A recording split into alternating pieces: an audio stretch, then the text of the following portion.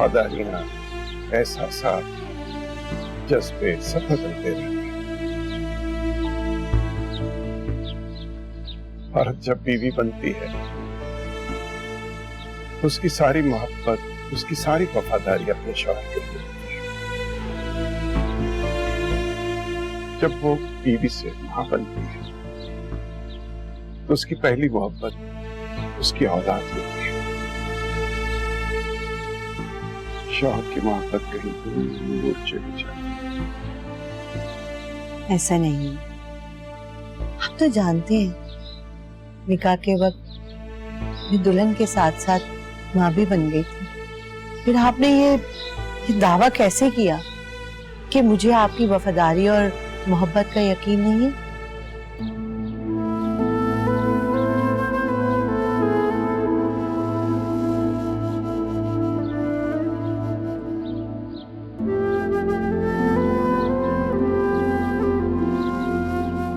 फयाज, फयाज, आखिर बात क्या है? आप इतने परेशान हैं क्यों? मेरे बच्चों ने मेरे साथ धोखा किया है। ये बात मुझे किसी ने टेलीफोन करके बताई।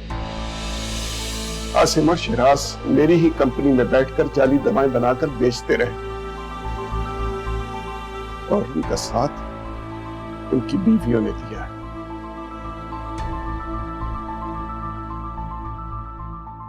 यकीन करें फयाज, मुझे कतई इल्म नहीं है कि बच्चे क्या कर रहे हैं।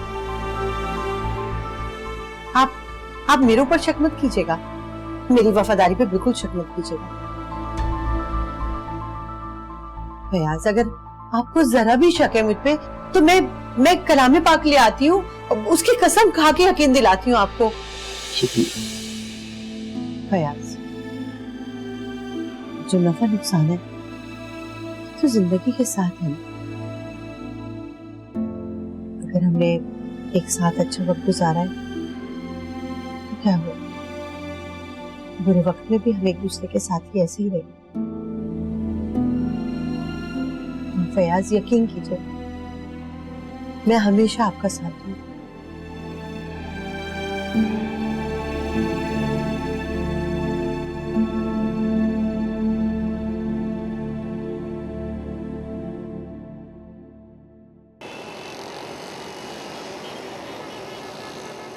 आइए अंकल, प्लीज बैठिए।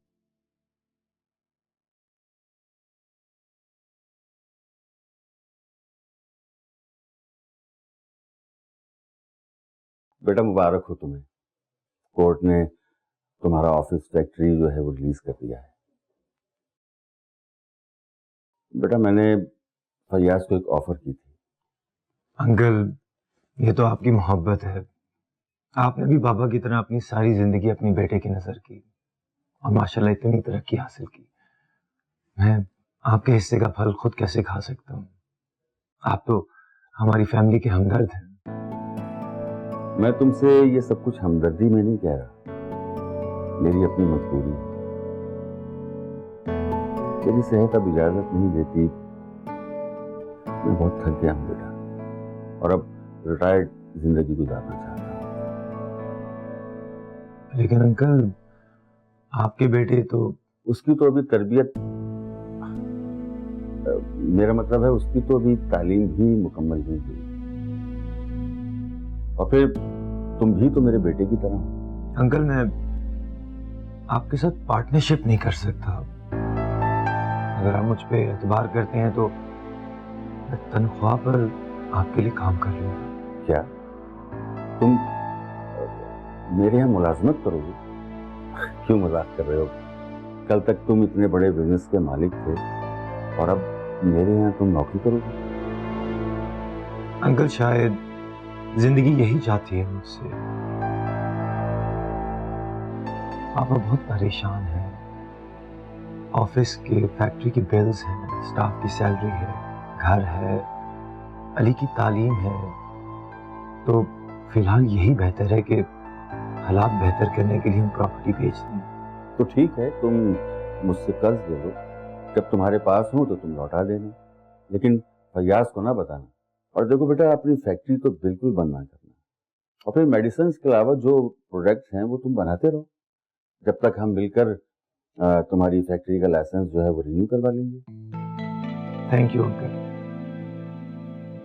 हाँ, ये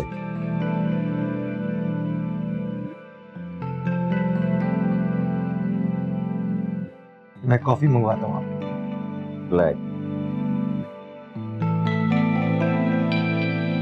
नसीर, 2 ब्लैक कॉफी प्लीज।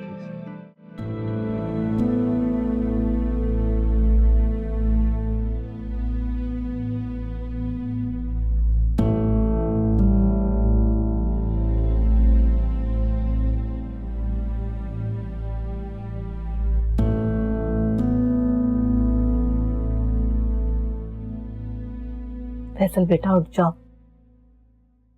दूध पी लो, दवाई का वक्त हो गया है।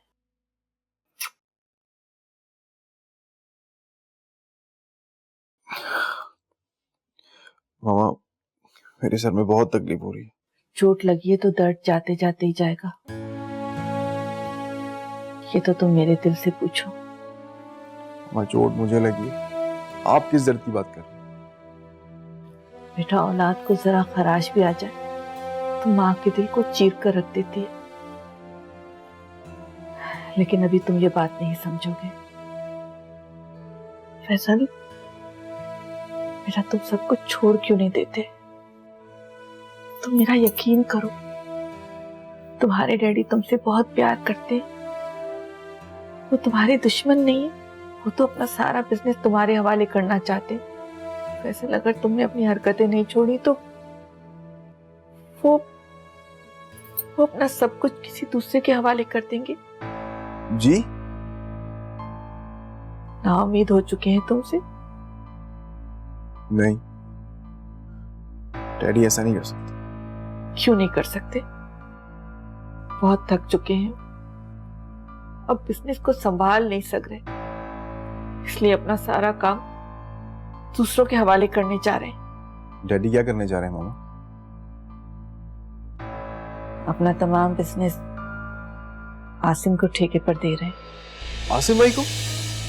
पर क्यों? मैंने तुम्हें अभी तो बताया, थक चुके हैं वो, मेहनत नहीं कर पा रहे, और जब अपना ही बेटा साथ ना दे तो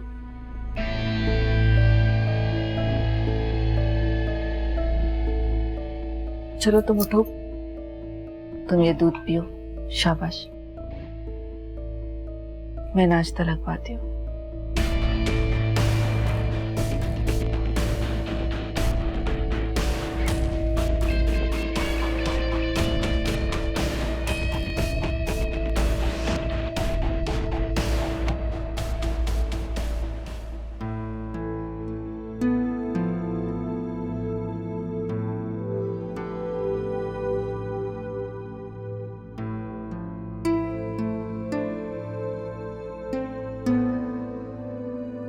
अम्मी, अम्मी आप यहाँ पर अकेली बैठी हैं, आपकी तबीयत तो ठीक है?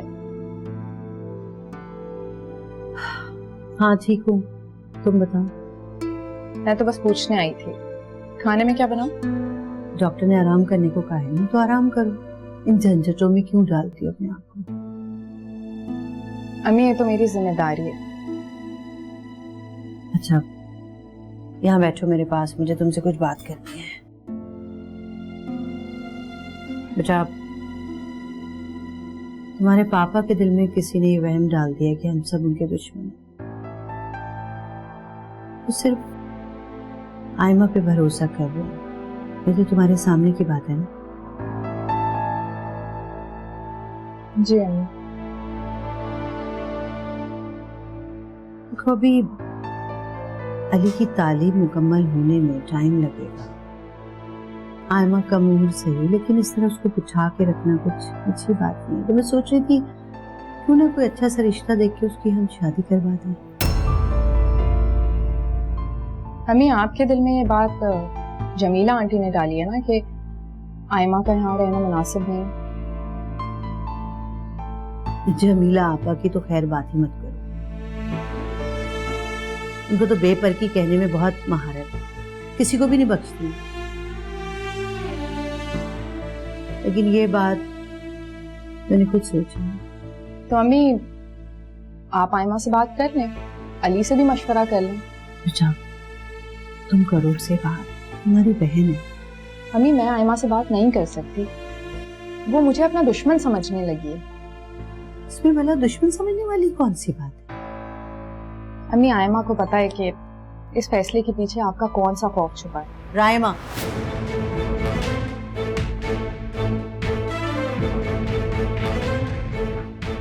खैर अम्मी जाने दें इस बात को।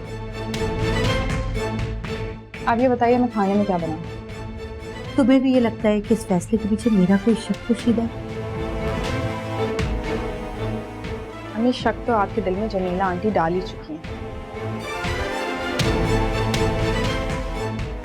और ये शक मेरे माँ बाप की तरबियत पे एक गाली है।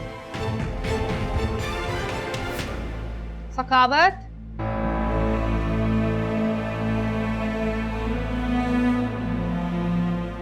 मुझे रायमा से बात नहीं करनी चाहिए थी, क्या सोचेगी?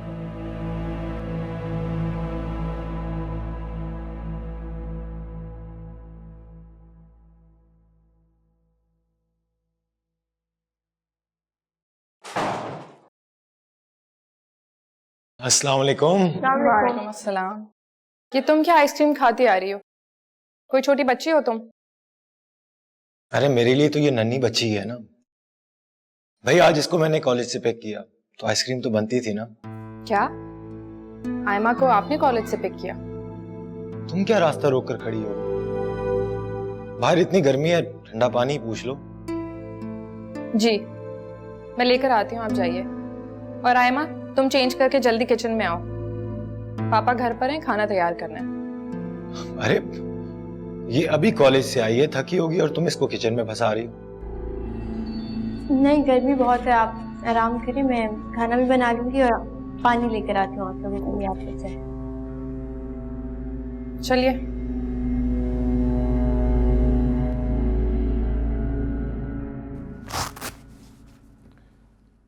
बस यार कुछ नहीं है, ऐसे तुम्हारी भाभी ने परेशान होकर तुम्हें फोन कर दिया। इसलिए अगर भाभी कहती भी तो आप हॉस्पिटल नहीं आते। बहरहाल आप बिल्कुल फिट हैं। अल्लाह का शुक्र है, मगर अरशद भाई, इनका ये वहम। भाभी ये एक शरीफ इंसान है, इस जैसे इंसान के लिए नाकामी और बदनामी अजियतनाक है। ऐसा इंसान अपने साये से भी खौफ खाने लगता है। मगर अरशद भाई, इन्हें ये कौन बताए कि मैं या बच्चे इनके दुश्मन नहीं हैं? बस नहीं यार, खत्म करो, मुझे किसी से कोई डर नहीं। अच्छा, मैं चाय लेके आती हूँ अरशद भाई आपके लिए, आप कुछ देर इनके साथ बैठ के बातें करें। क्या हो गया भाई आपको? आप शकीला भाभी पे शक कर रहे हैं? आपके बेटे तो सब वफादार हैं और आपके ऊपर जान कुर्बान करने को तैयार रहते हैं। मगर यार वो फोन किसका था? अरे दुश्मन ऐसे ही मौके पर फायदा उठाते हैं जब घर में परेशानी हो। मगर वो था कौन? जाहिर है वही होगा इसने इतना बड़ा धोखा दिया। हाँ ठीक कहते हो। बस अब आप इस दीवानगी से बाहर आ जाओ और बच्चों के साथ मिलके आगे का सोचो। मेरी कई इंटरनेशनल कंपनी में बातचीत है, मैं कोशिश करके आपको मेडिसिन का लाइसेंस दिलवाता हूँ। रियली? आप जरा सोच समझ के कदम उठाइएगा। हाँ यार, लोग सच ही कहते हैं कि दोस्ती मुश्किल वक्त में साथ देता है।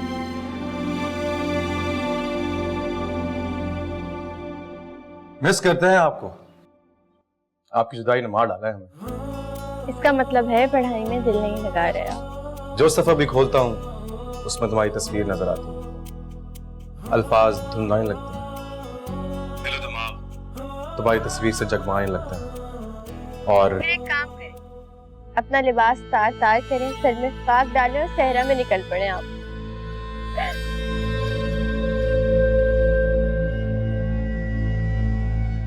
अली मैं थोड़ी देर में कॉल बैक करती हूँ। Okay bye. Hello hello, Ayma तुम अली से बात क्यों कर रही थी? अली से क्यों बात? आप लोगों ने तो कहा था कि अली कॉल किया करे तो बात कर लिया करो, और मैंने कॉल नहीं की थी, अली ने कॉल की थी। आयमा, फिलहाल तुम्हारा अली से कोई ताल्लुक नहीं है। आप लोगों ने तो ताल्लुक जोड़ा है मेरा।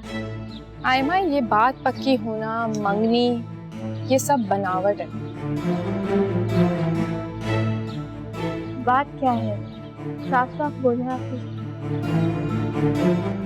आयमा, वो अम्मी, मेरा मतलब है अम्मी बुरा मना सकती हैं इस बात का।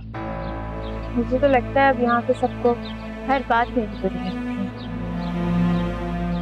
तुम ऐसे ही समझ लो। तुम्हारा इस घर से फिलहाल कोई ताल्लुक नहीं। क्या? क्या ये मेरी बहन का घर नहीं? ये सिर्फ मेरा ससुराल है।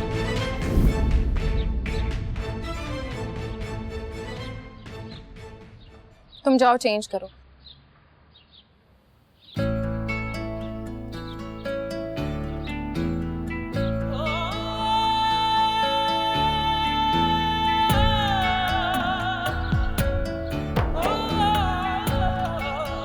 ये तो बहुत बड़ी रकम है। जी पापा, मेरे इतने मना करने के बावजूद कमाल अंकल ने ये लिख दिया। अस्सलाम वालेकुम। वालेकुम अस्सलाम।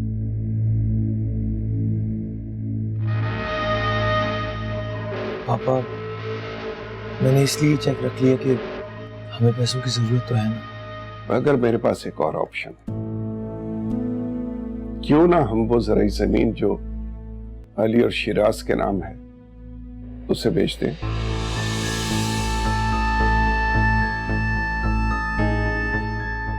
फ्यूचर में उससे कोई काम नहीं लिया जाएगा। अरे नहीं पापा, वहाँ पे एक गवर्नमेंट नया एयरपोर्ट बना रही है, इसके अलावा एक नया मोटरवे भी बनने वाला है, तो आने वाले वक्तों में वो जमीन बहुत कीमती होगी। इज्जत से ज्यादा कोई चीज कीमती नहीं है।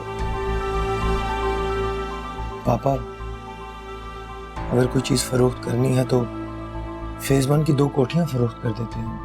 ऐसे हमें बगैर किसी की मदद लिए फिर से बिजनेस एस्टेब्लिश करने में आसानी होगी। नहीं बेटा, वो तुम्हारे नाना ने तुम्हारे नाम किए थे। शायद इसी दिन के लिए किया होगा कि हमारे मुश्किल वक्त में काम आ जाए। तो तुम तन्हा ही क्यों सारी कुर्बानियां दो। पापा, आप भी तो हम सब के लिए इतनी कुर्बानियां देते आए हैं। डॉक्टर अरशद से मेरी बात हुई थी, उसने यकीन दिलाया कि किसी और मेडिसिन का लाइसेंस हमें मिल जाएगा। मेरे ख्याल से आसिम भाई बिल्कुल ठीक कह रहे हैं। मकानों का क्या, मकान तो बनते ही रहते हैं ना। हाँ, अगर बुरी नीयत से महफूज रहे तो।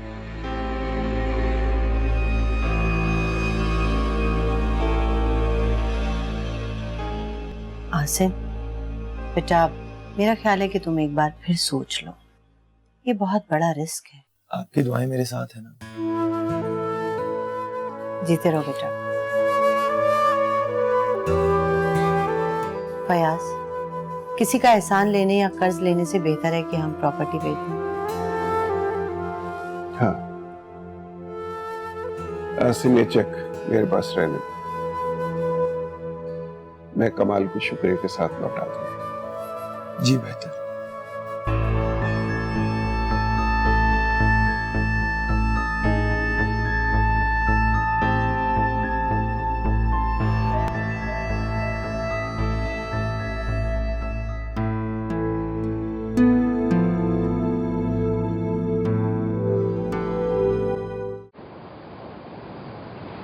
रुको,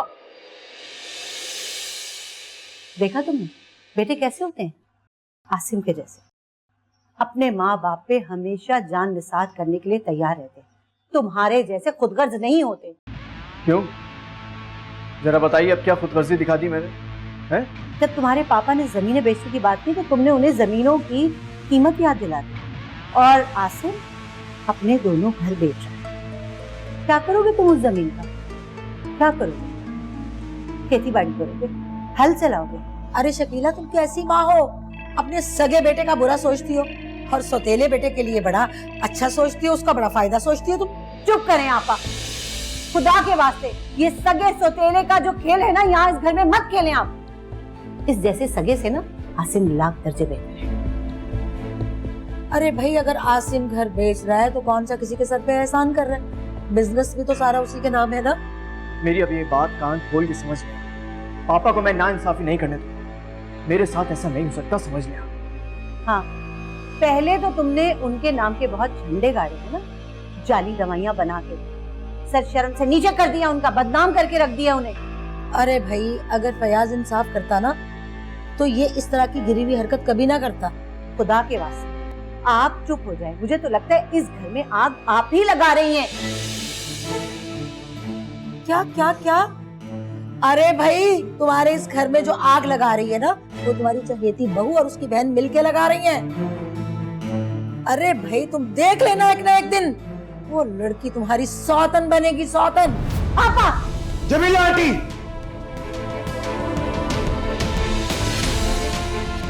आप मेरी खाला है, लेकिन मैं ये कहने पे मजबूर हूं कि आइंदा इस घर में मत आइएगा, समझिए आप? अरे हाँ हाँ, नहीं आऊंगी, कौन आता है यहाँ पे? मेरी आती है जूती, मैं तो पहले ही जा रही हूँ। सुन रहे हो ना अपने भाई की बात, कभी नहीं आऊंगी अब मैं।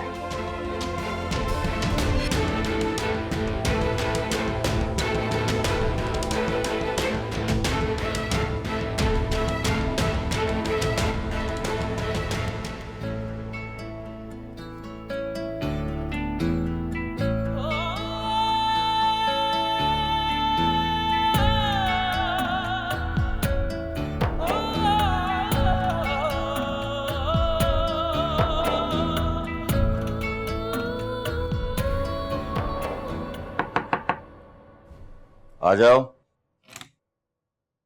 तुम बिस्तर से क्यों उठे?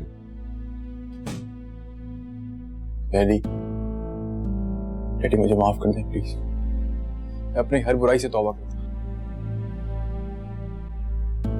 मेरा यकीन करें, मैं सिर्फ वो करूंगा जो आप कहेंगे और आपकी नाफरमानी कभी नहीं करूंगा। बस डैडी मुझे एक चांस दे दें बस।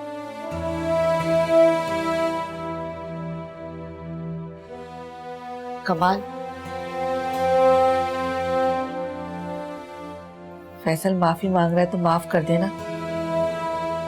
उसे अपनी गलती का एहसास हो गया है और अल्लाह ताला अपने बंदों को माफ कर देता है, तो हम तो फिर भी बंदे हैं। और सबसे बड़ी बात कि हम माँ बाप हैं इसके। अगर हम इसकी गलतियों को माफ नहीं करेंगे तो कौन करेगा?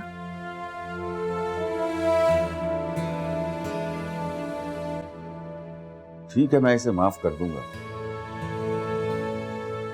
लेकिन मुझे बस ये बता दे कि वो ज्वेलरी लेकर ये कहाँ गया था।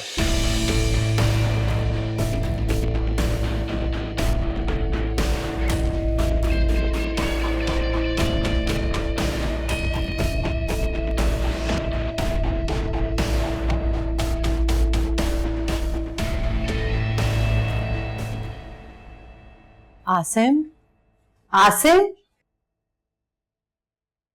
वो रहमा आसिम कहाँ है? अम्मी, आपको जो कहना है आप मुझसे कहिए। वो रहमा आपा। अम्मी, मैं आप समझी कि आप आयमा की शादी इस घर में क्यों नहीं कराना चाहती थी।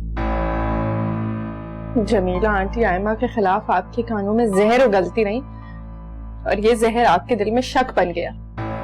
नहीं रायमा, हरगिज नहीं। मेरा दिल इतना मैला नहीं है जहाँ शक को इतनी आसानी से ठिकाना मिले। अम्मी, जमीला आंटी ने आयमा को आपके सामने गाली दी। आयमा पापा को अपने बाप जैसा समझती हो। क्या बाप बेटी के दरमियान? चुप कर जाओ रायमा। मैं तो आपके हुक्म पे चुप हो जाऊंगी, लेकिन अम्मी आपको चुप नहीं होना चाहिए था। आप तो तब भी चुप रही जब आप ये जानती थी कि दवाइयों के मामले के पीछे शिराज भाई का हाथ है। खामोश ना रहती तो क्या करती फिर? फयाज शिराज को गोली मार देता, आसिम शिराज का गिरबान पकड़ता, भाई भाई का और बाप बेटे का दुश्मन हो जाता। लेकिन आपको हक की बात करनी चाहिए थी अम्मी। अल्लाह करे कि तुम 4 बेटों की माँ बनो रहे, फिर समझाना मुझे कि ममता की मजबूरी हक की बात करती है या कि मसलहत। तौहीन की है जमीला आंटी ने मेरी बहन, उसके बचपने की। नहीं, उन्होंने मेरे बुढ़ापे की तौहीन की, मेरे शौहर के किरदार की तौहीन की है, और तुम अपना रोना रो रही हो। तुम नहीं समझोगी रानी, बहू हो ना इसलिए।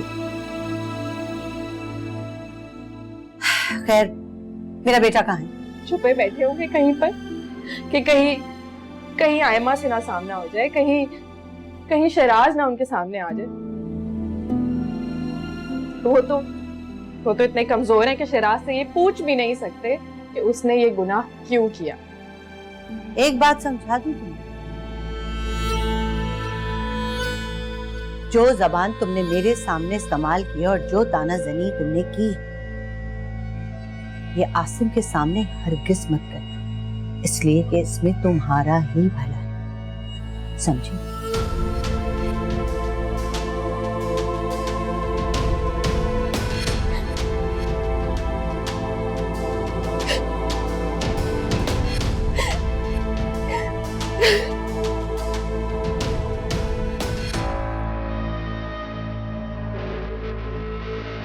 आपको अपनी जबान पे बिल्कुल भी कंट्रोल नहीं है ना? आखिरकार आसिम भाई को पता चल ही गया ना कि दवाइयों में फ्रॉड मैंने किया। अरे तो मैं तो सच्ची बात ही कर रही थी ना। अम्मी ये कैसे सच है कि आपने आयबा को मामा की सौतन बना दिया? देखो भाई, सीधी सी बात, मैं तो हक सच का साथ दूंगी। तुम्हें क्या पता, मैं फयाज को बरसों से जानती हूँ। पता है, शादी से पहले शकीला को भी इन्हीं नदीदी नजरों से देखा करता था जैसे आयमा को देखता है। ये जो आपके अंदाजे हैं ना, ये एक दिन हम सबको ले डूबेंगे। आपकी आयमा से दुश्मनी क्या है? अरे दुश्मनी कैसे नहीं होगी, मेरी सनिया का हक मारा है उसने। बचपन की मांग थी वो अली की, और तुम लोग कहते हो कि मैं बुरी बातें करती हूँ। अरे तुम दोनों की खातिर मैंने अपनी बहन से झगड़ा कर लिया। क्या मकाम है, क्या मकाम है शराज तुम्हारा और तुम्हारी बीवी का इस घर में, बताओ? कुछ भी नहीं। तो फिर मेरा दिल तो जलेगा ना। एक बेटी बेचारी मेरी घर में बैठी हुई है और दूसरी बेचारी यहाँ पे ससुराल में पिस रही है, और मेरे दामाद की हैसियत फकीरों से बदतर है। फिर भी तुम लोग कहते हो कि मैं बुरी हूँ। मैं तो रहूंगी ना, और मैं क्या करूंगी? अम्मी प्लीज चुप हो जाओ। देखें ना, इस घर में मेरी हैसियत भी तो सिफर हो गई। नहीं बेटा, तुम्हारा सर कभी नहीं झुकने दूंगी मैं। अच्छा ना, ठीक है खाला, अब आप रोना तो बंद करें प्लीज। अरे शहनाज, तुम्हारे लिए रो रही हूँ बेटा, सिर्फ तुम्हारे लिए। मुझे कुछ पता भी है, ये राइमा, आयमा, आसिम, ये तुम लोगों के रास्ते की सबसे बड़ी दीवार है, यही रुकावट है।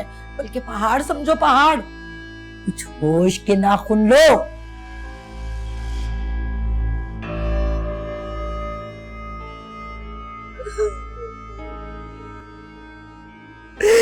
मेरी बच्ची।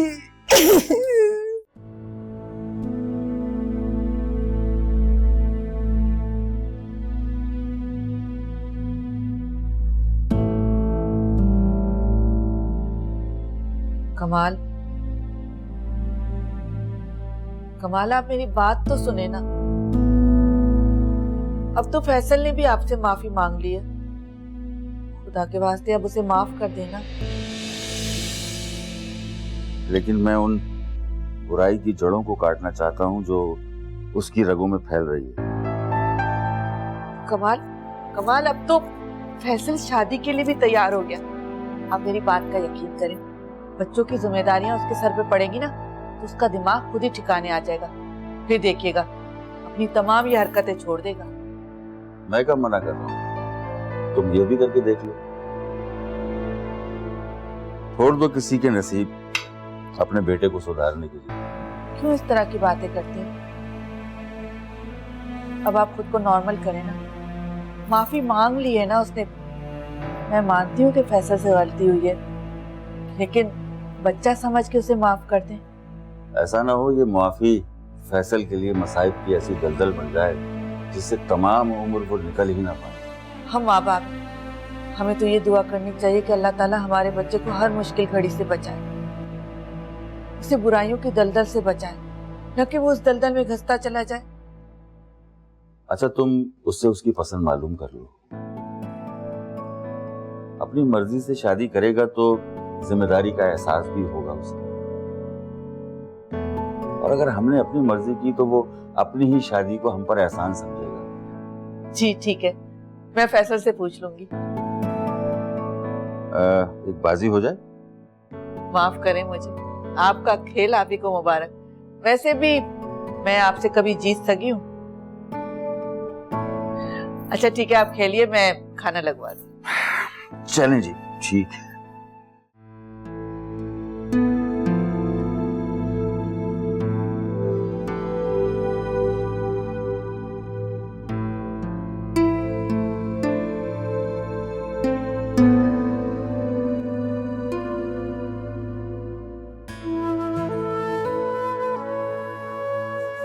अरे अमीत, अरे अमीत, ये आप क्या कर रही हैं?